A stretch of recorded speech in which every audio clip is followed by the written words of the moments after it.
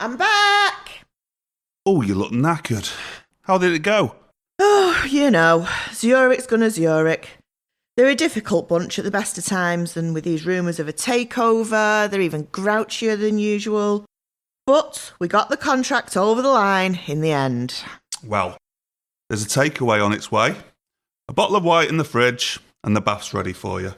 Oh, while you've been off, being a captain of industry, I, the world's best husband, have finally redecorated our bedroom. Oh, love, you're the best. Oh, wow, you didn't need to do that. I said we could do it at the weekend. Well, who wants to spend the weekend decorating after a hard week at work? I had some annual leave, got a couple of mates round, bribed them with a curry and a few beers, and we just got it done. I wanted to surprise. Isn't it great? Do you like it?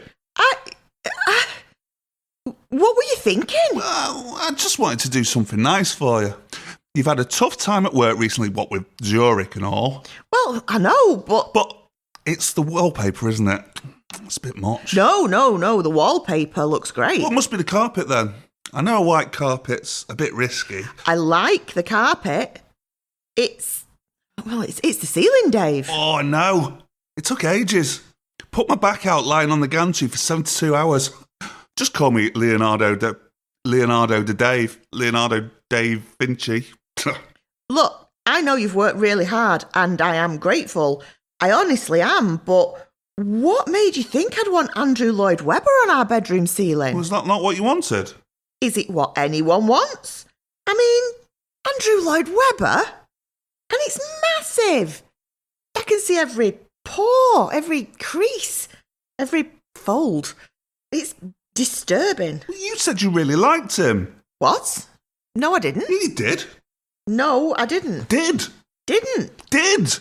When we were in Lanzarote, you said...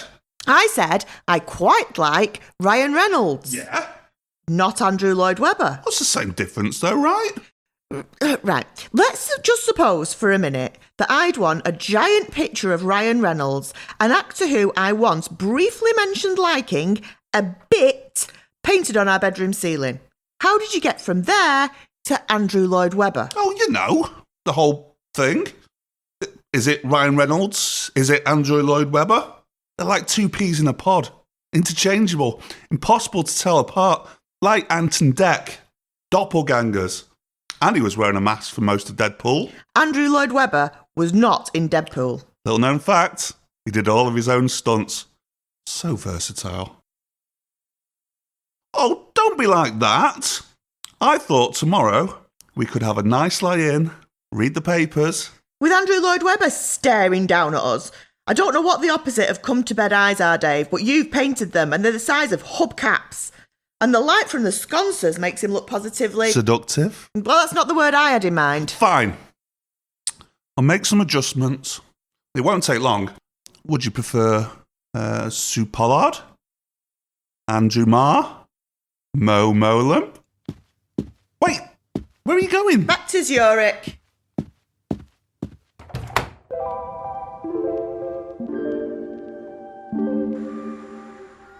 Coconut chai. Come and try the classic coconut chai. Win a fish. Oh, come on, Steve. I want a goldfish. All right, I've got this. Have you, though, Steve? Because you've been saying that for over an hour now, and yet the duck remains unhooked, the rat remains unsplattered, and let's not even mention what happened at the burger van. How was I to know you were allergic to horse meat? How is that not mentioning it, Steve? A bucket of balls, please. There you go. That'll be a £5. A £5? Well, that's steep. Here you go. Hey, those aren't coconuts. They're hairy walnuts. It's shrinkflation. Well, do I want to know how they got hairy? You do not. They're tiny. How am I supposed to hit them? Slip me another £5 and I'll nudge one of the stands. You can do it, Steve. Oh, well done, sir. Here's your fish. Excuse me? Problem, sir? Well, don't they usually come in water? The sign says win a goldfish. You don't win the water. Water's extra. Well, how much extra? £5 or the fish has had its chips. Your choice. Clock's ticking. there a problem, Steve? No, I'm just sorting it. £5 for water? Life-saving water, sir. Of course, it's up to you. You should probably make a decision whilst it's still flapping, though. You know what? No, I won't be blackmailed. Oh, very good, sir. Very principled. Most people would be afraid of looking cheap and heartless on a first date, but not you. You're taking a stand. First impressions being so famously unimportant. Fine. Here's a £5. Give me the water. Smart choice. Cup your hands. You son of a... Bags extra. You must have seen that coming, sir. I did not. I know. I'm a rascal. Look, there's a police officer over there. These hijinks stop right now. Fair's fair. You've got me. I'm banged to rights. I don't have a leg to stand on. Let's call the officer over and explain how you got taken for a complete mug after slipping me money to cheat at a children's game. You'll have to take it out my wallet yourself. My hands are a bit full. Pleasure doing business with you, sir. One paper bag coming right up.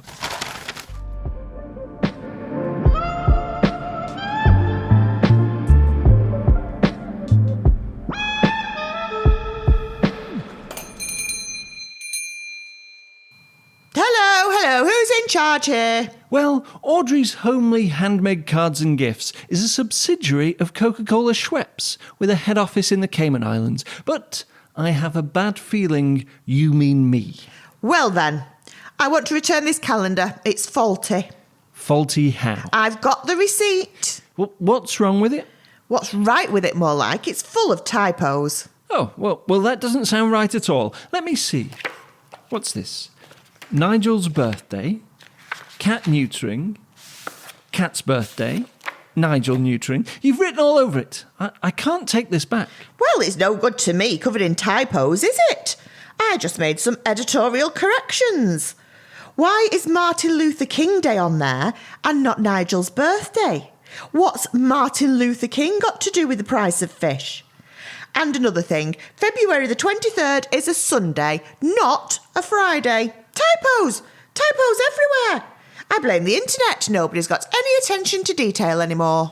I put it to you that this is last year's calendar and you are a chancer. Get out of my shop. Now, who's next? Someone's had the chocolate out of this advent calendar. Next!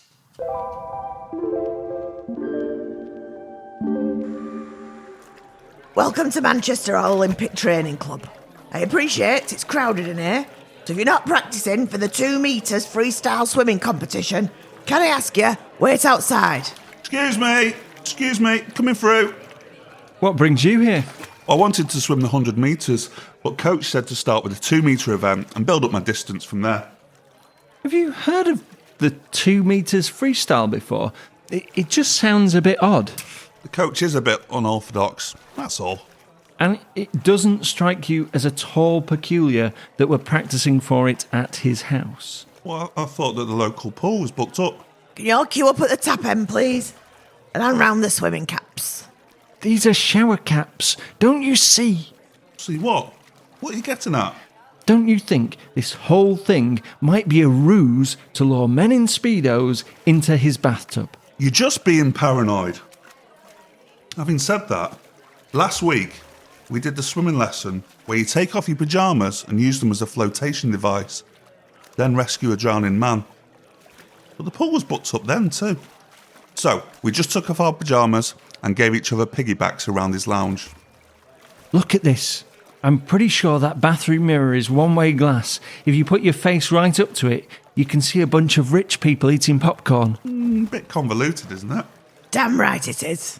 Oh, hello, Coach. I was just saying, I'm not really sure this event is for me. That's all right. We're also practicing for the 20-man bobsled. Put myself through that door there. 20-man bobsled? Oh, yes. Club doesn't have any official equipment yet, so we're using my 4-poster practice sled. Oil yourself up and grab a safety pillar, and if you don't like that, there's a relay race starting in the back garden in 10 minutes. What are the chances he's got a baton? Not good. Not good. And later, there's the gymnastic vaulting horse. I'll be standing in for the horse, naturally. Just have to chalk myself up first. Well, I'm out of here. There's a club down the road advertising full contact tug of war and blindfold rugby. Oh, got room in your car?